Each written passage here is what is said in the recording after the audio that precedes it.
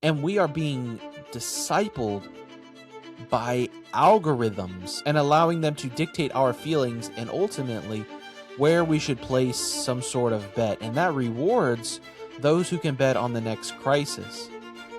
So do you see not just the moral dilemma, but also the spiritual dilemma as well? That we are putting dollar signs on feelings, saying, oh, I just have a feeling that this is going to happen. We want to know what God knows in the future so that we can exploit it rather than trusting God for what he provides for us. Welcome back to the Sunday to Society podcast. I'm your host, Riley, where we hope you go from the pews to the public square. We release new episodes every Monday on your favorite podcasting apps such as Apple Podcast, Spotify, Amazon Music, and wherever else you listen to audio podcasts. You can watch the video version of this podcast on YouTube as well as on Spotify. And if you haven't already, I encourage you to hit that subscribe button if you're watching us on YouTube, or hit that follow button if you are listening or watching somewhere else. And that helps us get the podcast out to even more people. I want you to think about a scenario here with me for just a second. Imagine you're checking an app to see a countdown to war. You're not praying, you're not preparing, you're placing a bet. 2 weeks ago, we did an episode on money and debt and different things like that. And this episode goes a little bit along with that, but it's not completely one and the same. And imagine that you're checking that app because you've placed a bet. Well, what have you placed a bet on? You've seen the news of traders making $550,000 in minutes by accurately predicting the assassination of world leaders. We've moved from placing bets on sports games to betting on the suffering of nations. It's something that is called the prediction market. But for Christians, is it a more spiritual crisis than that? And we'll talk about that throughout the course of this episode. Because on one hand, we might call it smart investing. And I guess what smart investing actually is depends on who you might be asking. But on the other hand, the Bible warns us that they that will be rich fall into temptation and snares. And today I want us to ask a couple of questions, as has our society become so addictive to the win that we've lost our soul, or we are watching people around us lose their own souls each and every single day. So we're going to be looking at this billion-dollar gambling of current wars, but not just that, in sports betting, how it's affected Christians and the church, and the theological dangers of trying to know the future for profit, and what it exactly looks like to be a person of peace in the economy of chaos. So we'll be discussing and unpacking all of those different things today. But I first want us to look at what exactly is happening. And it's this quote, news gambling surge. Here in early 2026, we have seen the U.S. and Israel have a conflict with Iran. In fact, at the time of recording of this episode, those conflicts are still going on today, although it looks a little bit different than it did just a couple of weeks ago. But in April 2026 alone, and by the way, at the recording of this episode, it is still April 2026, that over $1 billion, that's billion with a B, dollars were placed in a perfectly timed bets on the U.S.-Israel-Iran conflict. Now, just a couple of days ago, in fact, it was just over this weekend, that platforms like Polymarket and Kalshi have turned world events into high-stakes casinos. Now, it used to be that if you wanted to gamble, that you had to go to a casino in order to do that. And I guess there's different vehicles on how you choose to gamble money. But now with the rise of internet, online gambling, especially sports betting, you can place bets and take out bets on all kinds of different things. It can now be sports, which has been around for quite a while. In fact, one of the most famous sports betting stories goes all the way back to the early 1900s when the Chicago White Sox had 8 of their 9 starting players throw the World Series that year. In fact, it came to be known as the Black Sox scandal. But now sports betting has become a lot more prevalent in the last 10 to 15 years. But now you can place bets on things such as current events, on if or if not something is going to happen. And we have all of this data that backs up and places odds on all kinds of different things. And even this past presidential election, there were so many different things that you could place bets on. Who was going to win, who wasn't going to win, who was going to win which swing state, and the list kind of goes on and on and on. But in just this month alone of April 2026, over $1 billion was placed on just this one conflict, on what was going to happen, what wasn't going to happen, if something was going to happen, at what point it was going to happen. And the kind of list goes on and on and on. You could probably, if you could drum it up, you could probably have placed a bet on that particular thing of happening. And we have all of this data now that points and makes these odds of if somebody is going to do or not do something. And the church and Christians are not immune to this type of thing happening.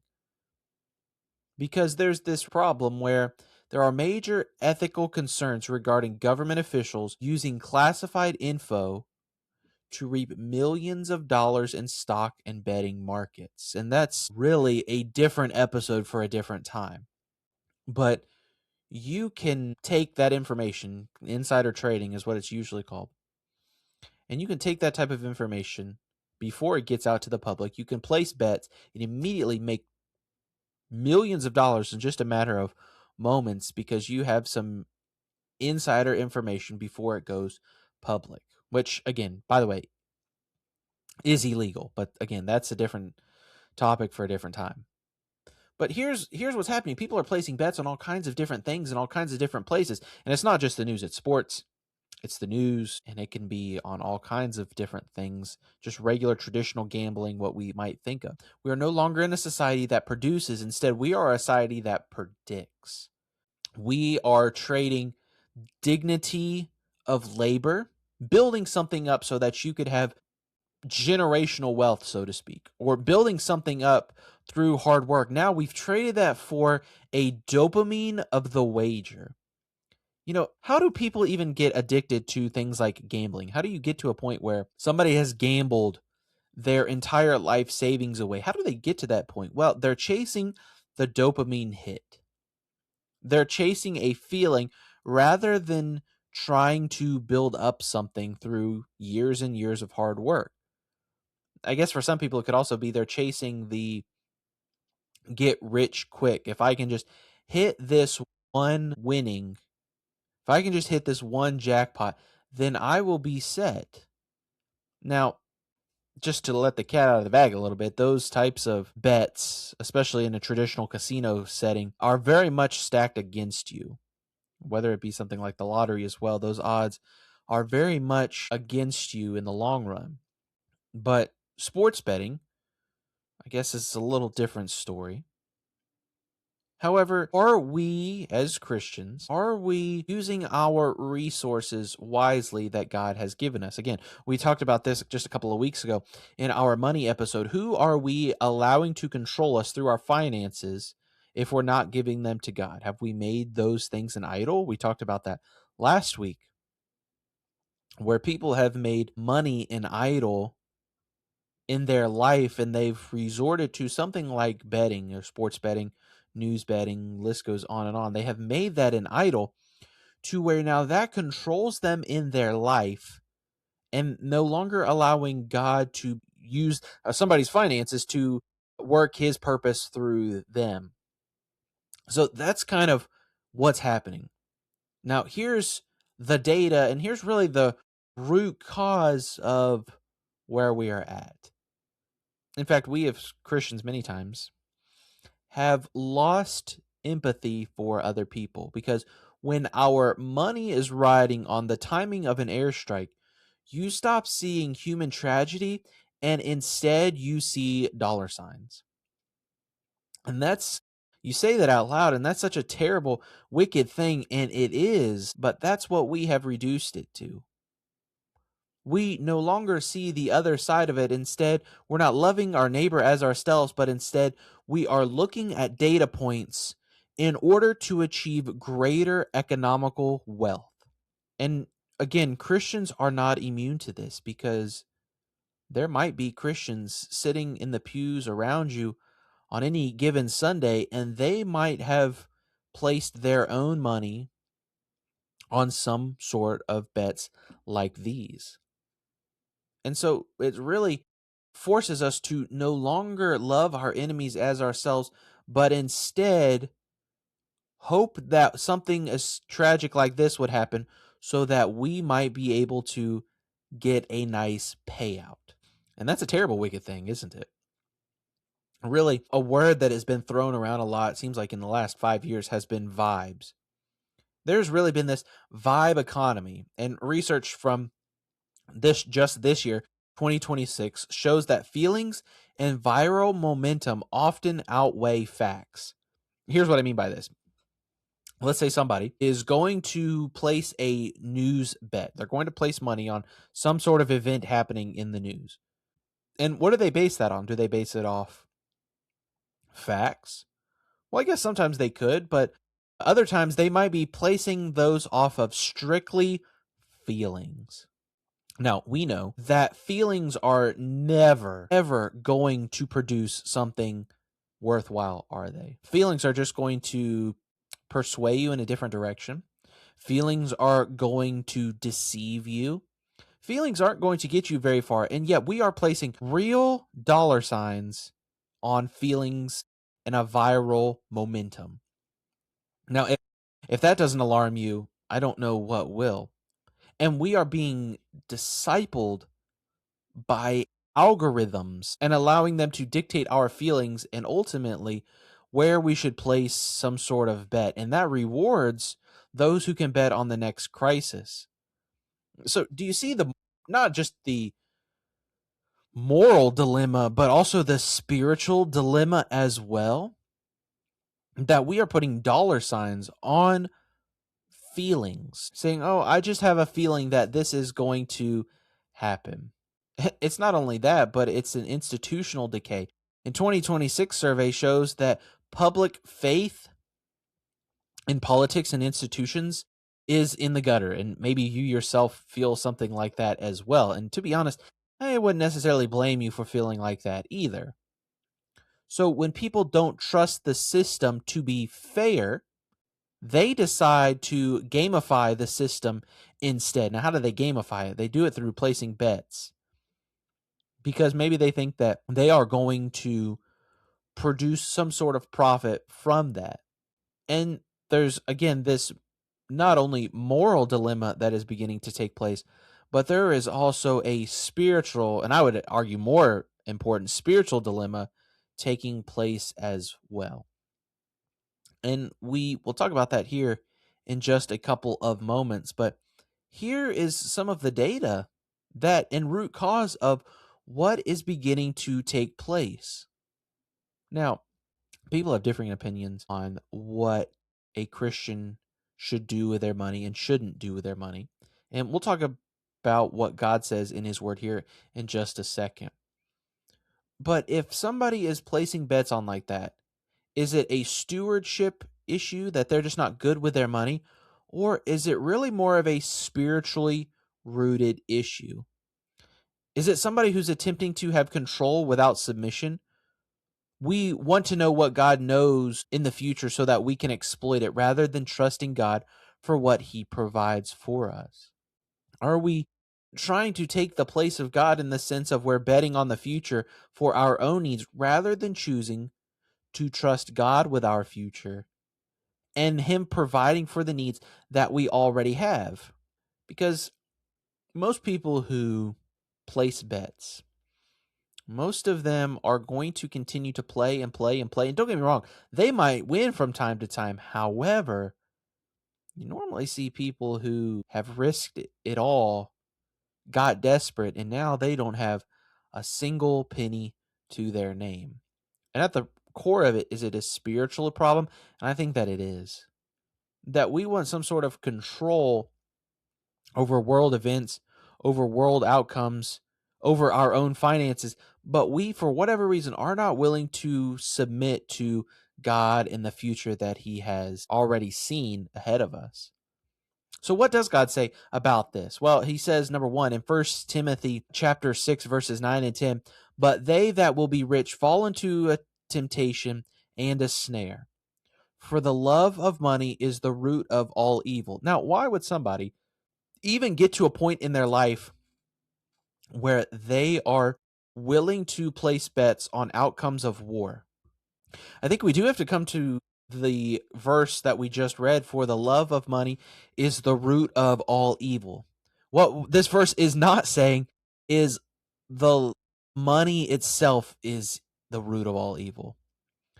What it is saying is that the love of money is the root of all evil. Why do people place bets on sports or news events? Is it because they're wanting to do it just for fun? Well, I guess that could be some people. But I would venture to say that most people are doing it for some sort of financial profitability. Betting on war isn't just about finance.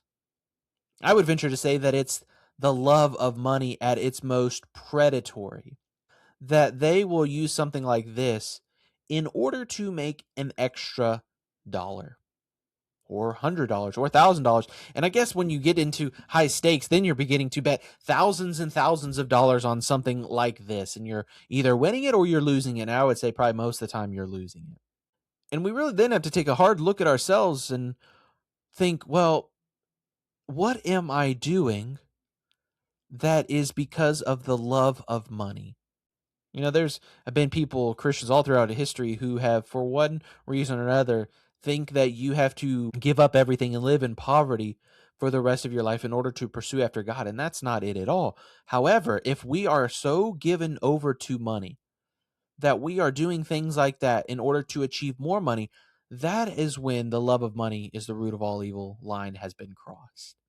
Because we are now betting on things so that we could become more profitable in our lives. Solomon, who was probably one of the most richest people to ever walk the face of the earth, said this in Proverbs 28, verse 20. He said, a faithful man shall abound with blessing, but he that maketh haste to be rich shall not be innocent. Now, when Solomon had wealth that we could not even imagine in today's society, he's basically saying this, that if you become rich quickly, you are doing it in such a way that you will not be innocent. What's he mean by that? You have probably either A, stolen it, B, got it through ill-gotten gain. You have scammed people. Basically saying that there is no quick way to get rich. There is no such thing as a get rich quick thing. In fact, the Bible does warn, as we just read, about getting rich quick mentality because it bypasses the character building process of work. Now, if you are going to work hard in order to achieve something, you are going to appreciate the thing that you've worked hard for so much more than you would if you had gotten it through ill-gotten gain. If you worked hard and saved up your money to buy that house or buy that vehicle or buy whatever it might be, rather than gotten the money through ill-gotten gain, you are going to appreciate that, whatever it might be, so much more through hard work in that character building process than if you had gotten rich quick. That's why I think that people who win large amounts of money, why are they so broke not too long after that? I don't have the data in front of me, but a lot of people, and there's several documented cases of people who have won millions and millions of dollars through the lottery, yet they are broke in just a couple of years after the fact. Why do you think that is? It's because they achieved that money through get rich quick, and there was no character building mentality, no character building process through all of that. And that's why that money kind of goes out just as quickly as it came in. And the Bible again warns about this, and Solomon warns about this. Jesus on the Sermon on the Mount says in Matthew 6, verse 34, "Take therefore no thought for the morrow shall take thought for the things of itself." And when we are placing bets on things that might or might not happen in the future, and Jesus says, "Take there no thought for the morrow," we see that God owns the future, doesn't he? In fact, God is outside of time. And what I mean by that is God knows the past, the present, and the future. And when we are trying to commodify tomorrow, essentially we are acting as our own gods.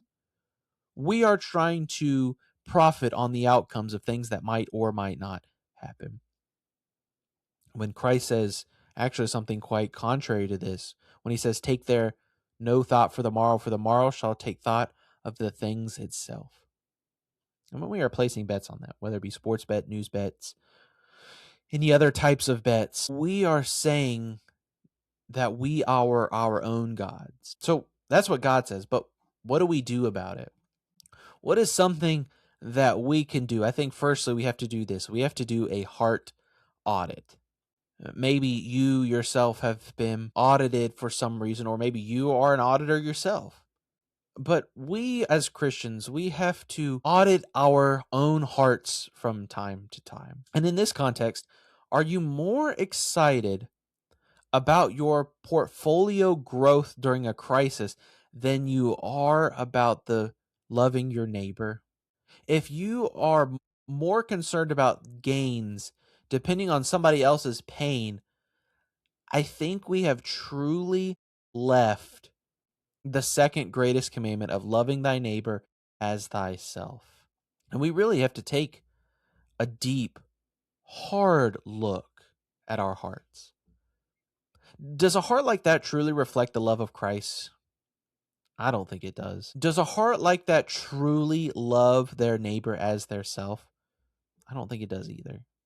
We won't even talk today about the whole stewardship aspect of placing bets like that. And that's, again, a different topic for a different time. But when is the last time that you've truly done a heart audit in your life? Paul in First Corinthians tells the Corinth church to examine themselves before they take communion. Now, why would he warn about something like that? It's because God is very serious about our heart condition, isn't he? Now, we know before coming to Christ that our heart is filthy and wicked. And even after the fact, the heart is still deceitful. That's why it's important for us to do a heart audit so that we can make sure that our heart wants to do what Christ would have for us to do rather than going off feelings and try to profit off of somebody else's pain. Do we see Christ profiting off somebody else's pain? No, we don't at all, do we? There's also this idea of this hustle culture, and there's nothing wrong with hustling to build up something, but sometimes there's this idea as well to find a shortcut. Can I say that there's not a shortcut to wealth? We have to instead reclaim this theology of work of do what Solomon does and be faithful and build up something through this character building process. Now, why should we do something like that? Because God has called you and I to be stewards of the earth. In fact, he's called us to be good stewards, period. You know what Christ has not called us to do? He has not called us to be a gambler of the news. He hasn't called us to profit off somebody else's pain. Instead, no, he has called us to be stewards of the earth. And when we are doing things like this, such as betting and gambling and things like that, which we might consider as being unwise stewards of our resources, is that doing what God has called us to do? It's not at all, is it? And so God has called us to be these stewards of the earth and not gamblers of the news. You see, the world is placing bets on falls of kingdoms, aren't they? That's what the world does. And I'll be honest, there's a lot of Christians out there that do that exact same thing as well. However, Christians should bet their lives on the rise of the King of Kings and Lord of Lords. Because we know for a fact that that will happen, won't it? How do we know that will happen? Well, the Bible says that in Revelation. It says elsewhere in Scripture that at the name of Jesus, every knee shall bow and every tongue confess that Jesus Christ is Lord. That's what the Christian should be betting their life on. The King of Kings coming back. So that's why this week, instead of putting your money on some sort of prediction on something that might or might not happen, instead we should be putting our time into a person of need, because that is what will help build the kingdom of heaven. That's where we should be placing our resources in, showing other people the love of Christ and what he has come to this earth to do for us. That's what we should be doing about it. Rather than placing bets on people's downfalls, we should instead be placing our life in the hands of the King of Kings. And so here's what mission we should be doing this week. You see, on Sunday, the pastor might preach and reminding us that God is all powerful. And what society is telling us this is that we can gamble on his plans. However, don't be fooled by this. Instead of placing our financial bets on things that might or might not happen, instead, we should be placing our lives in the hand of the Almighty God, who already knows the future. Here's a closing verse. It's Hebrews 13, verse number 5. It says, "Let your conversations be without covetousness, and be content with such things as ye have. For he hath said, I will never leave thee nor forsake thee." You know, part of the reason why a lot of people fall into this trap of news betting or sports betting or gambling altogether, it's because they see what other people have. They get covet those types of things. And then they think, well, how can I get that type of wealth? And the quickest way they see to that type of wealth is through some sort of gambling or betting. And when the author of Hebrews says this, "Let your conversation be without covetousness, and be content with such things as you have, for he hath said, I will never leave thee nor forsake thee." God is trying to get across us that we should be content with the things that he's already blessing us with, and not try to profit off of something that we don't already have. I hope I've given you some things to think about in this episode. And if you haven't already, I encourage you to hit that subscribe button if you're watching on YouTube, or if you're listening to the audio version, to hit that follow button. You can leave us a like wherever possible and a comment. That helps us get the podcast out to more people. You can like us on our Facebook page at Sunday to Society Podcast, and you can follow us on Instagram at Sunday to Society. I hope you have a great day, and God bless.